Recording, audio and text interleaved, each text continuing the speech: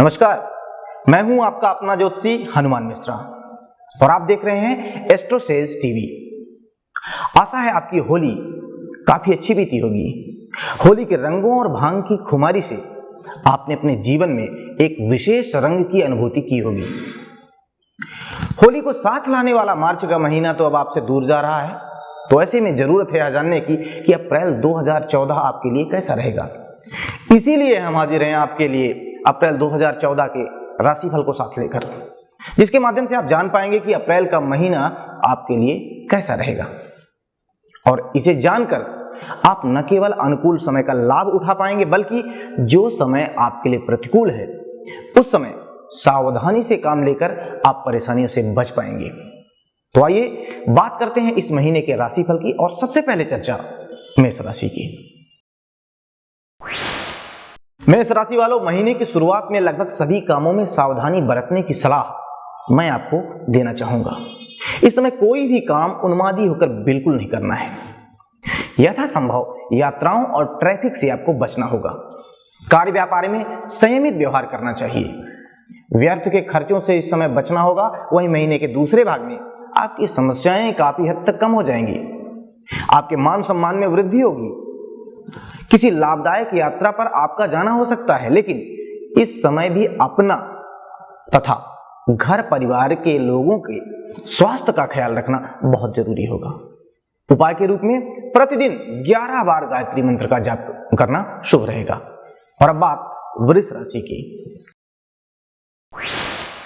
वृषभ राशि वालों, महीने का पहला भाग आपके लिए बहुत अनुकूल रहेगा। इस समय आप कुछ ऐसे अनुबंध कर सकते हैं जो आपके लिए बहुत ही ज्यादा फायदेमंद साबित हो सकते हैं। प्रेम प्रसंगों के लिए भी समय काफी अनुकूल रहेगा। आपकी इनकम में, आपकी आमदनी में इजाफा हो सकता है। यात्राओं के माध्यम से भी आपको लाभ मिल सकता है। इस समय आप अपने प्रियजन के साथ कहीं मनोरंजन के लिए किसी पर्यटक स्थल पर जा सकते हैं। महीने का दूसरा भाग खर्चों से भरा रह सकता है। इस समय आपको अपने स्वास्थ्य का भी ख्याल रखना जरूरी होगा।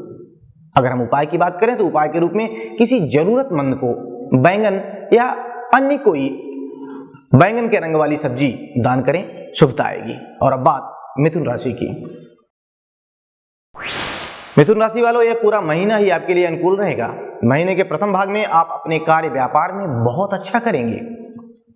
आपको वरिष्ठ जनों का सहयोग मिलेगा। आपके मालिक या बॉस आपसे खुश रहेंगे।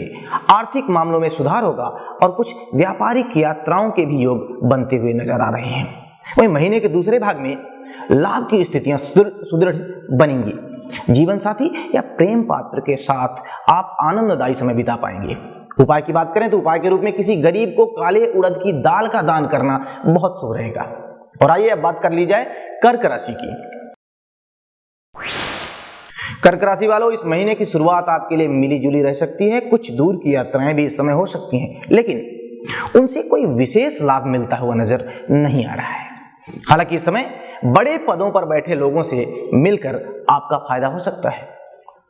शिक्षा और संतान को लेकर अगर कुछ समस्याएं रही हैं तो वो दूर होने वाली हैं। चिंताएं भी दूर होने वाली हैं, लेकिन इस समय माता पिता के स्वास्थ्य का ख्याल रखना जरूरी होगा। वहीं महीने का जो दूसरा भाग है वह कार्य व्यापार के लिए काफी अच्छा नजर आ रहा है। आर्थिक समस्याओं से भी इस समय आपको छुटकारा मिल सकता है, लेकिन इस पूरे महीने वाहन चलाते समय आपको सावधानी बरतने की आवश्यकता बनी रहेगी।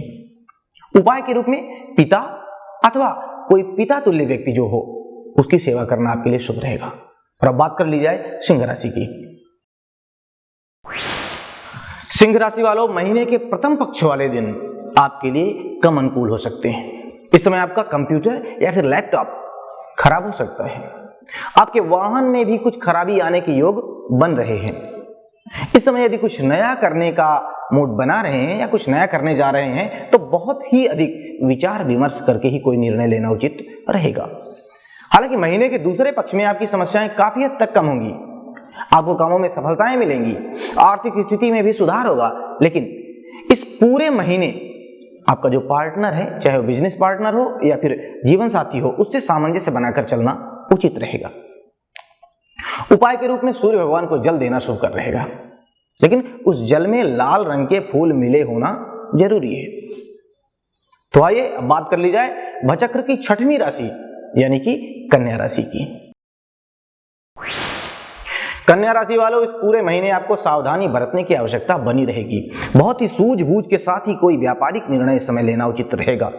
इस समय जीवन साथी को लेकर या फिर कुछ घरेलू परेशानियों के कारण भी आपका मन व्यथित रह सकता है।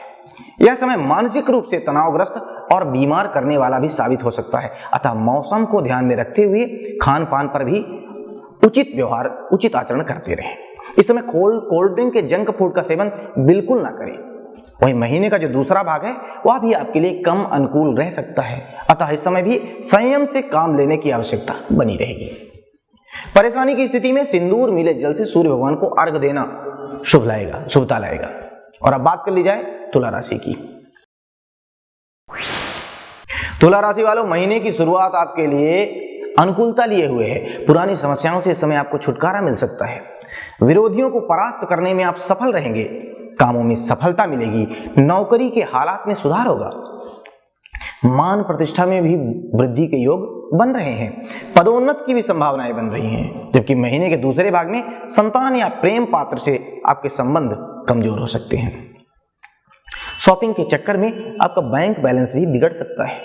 अतः कार्य व्यापार के साथ साथ अपने घर परिवार और स्वास्थ्य का भी ख्याल रखना उचित रहेगा। उपाय के रूप में बजरंग बाण का पाठ करें तो शुभता आएगी। और अब बात कर ली जाए राजनीति और कूटनीति के लिए प्रसिद्ध वृश्चिक राशि की। वृश्चिक राशि वालों, आपके लिए लगभग यह पूरा महीना ही शुभकर रहेगा। इस अवधि में आप जीवन का बड़े ही उत्साह और उल्लास से स्वागत करेंगे। आप अचानक किसी यात्रा पर भी जा सकते हैं। संतान या प्रेम संबंध को लेकर चली आ रही जो समस्याएं थी वो अब दूर होने वाली हैं। वहीं महीने का जो दूसरा भाग है वह भी आपके लिए समस्याओं का समाधान करने वाला साबित हो सकता है। अतः स्वाभाविक है कि इस समय समस्याओं से आपको निजात मिलने वाली है। आपका मान सम्मान भी बढ़ेगा। काम धंधे या नौकरी के हालातों में भी सुधार होगा। साथ ही पदोन्नति की भी संभावनाएं बन सकती हैं। उपाय के रूप में विष्णु भगवान के मंदिर में जाकर के संतरे का दान करना शुभ रहेगा। और अब चर्चा कर ली जाए धनु राशि वालों के लिए अप्रैल 2014 का महीना कैसा रहेगा। धनु राशि वालों, इस महीने आपको अधिक अनुकूल परिणाम पाने के लिए कड़ी मेहनत करनी होगी। महीने के पहले पक्ष में आप स्वयं को थोड़ा सा थका हुआ महसूस कर सकते हैं। इस समय आप अपनी पुरानी गाड़ी बेचने के बारे में भी सोच सकते हैं। वहीं महीने के दूसरे भाग में स्थितियां पहले से बेहतर होंगी। फिर भी सावधानी की आवश्यकता तो बनी ही रहेगी। संतान या फिर प्रेम पात्र के लिए कोई महंगा उपहार खरीदने को लेकर आप चिंतन कर सकते हैं या चिंतित रह सकते हैं। लेकिन आपको चाहिए कि अत्यधिक उत्साही होकर कोई निर्णय ना लें, यानी अपने बजट को देखते हुए ही उपहार पर खर्चे करें। साथ ही वाहन सावधानी से चलाना चाहिए। परेशानी होने की स्थिति में हनुमान जी को चोला चढ़ाएं। और अब बात कर ली जाए शनि महाराज की पहली राशि यानी कि मकर राशि की। मकर राशि वालों, महीने के पहले भाग में आपको अनुकूल परिणाम मिलते हुए नजर आ रहे हैं। यदि आप बड़े दिनों से कोई अच्छा फोन खरीदने की सोच रहे थे तो यह बहुत ही अनुकूल समय है। आप नेक काम में देरी ना करें, एक अच्छा सा फोन खरीद लें। इस समय आप कोई कम दूरी की यात्रा भी कर सकते हैं जो आपके लिए लाभकारी भी सिद्ध हो सकती है। आर्थिक मामलों के लिए भी समय को अनुकूल कहा जाएगा। जबकि जो महीने का दूसरा भाग है वो आपसे अधिक मेहनत करवा सकता है। इस समय आपकी एनर्जी थोड़ी सी कम होती नजर आएगी और इस समय हर मसले में सही गलत का फैसला आपको बहुत ही सूझबूझ के साथ, बहुत ही समझदारी के साथ करने की सलाह मैं देना चाहूंगा। फिर भी कष्ट या परेशानी होने की स्थिति में कन्याओं को भोजन करवाना शुभता लाएगा। और अब बात कर ली जाए शनि महाराज की दूसरी राशि यानी कि कुंभ राशि के बारे में। कुंभ राशि वालों, हालांकि इस समय आप हर काम को बहुत ही सावधानी से निपटाने का प्रयास करेंगे।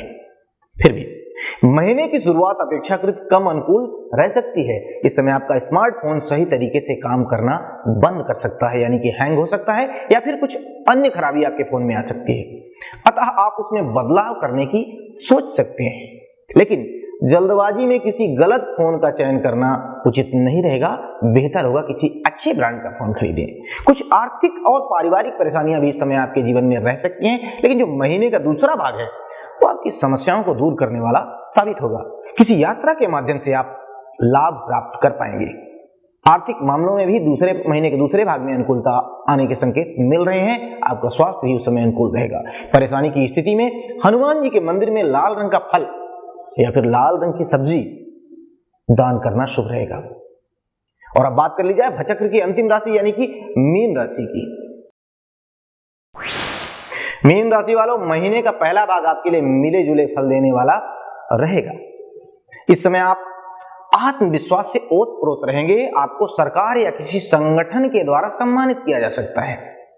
इस समय आप सुबह सवेरे उठने की भी सोचेंगे।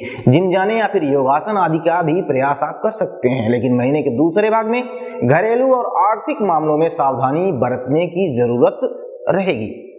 उस समय स्वास्थ्य संबंधित कुछ समस्याएं भी आपके जीवन में रह सकती हैं। उपाय के रूप में शिवलिंग पर शहद चढ़ाना शुभ रहेगा। तो आशा है इस राशिफल के माध्यम से आप अपने अच्छे और बुरे समय को जानकर उस समय उचित व्यवहार कर अपने अप्रैल के महीने को शुभ बनाएंगे और साथ ही एस्ट्रो सेल्स टीवी को सब्सक्राइब करके अपने भाग्यवर्धन का समाचार प्राप्त करते रहेंगे। नमस्कार।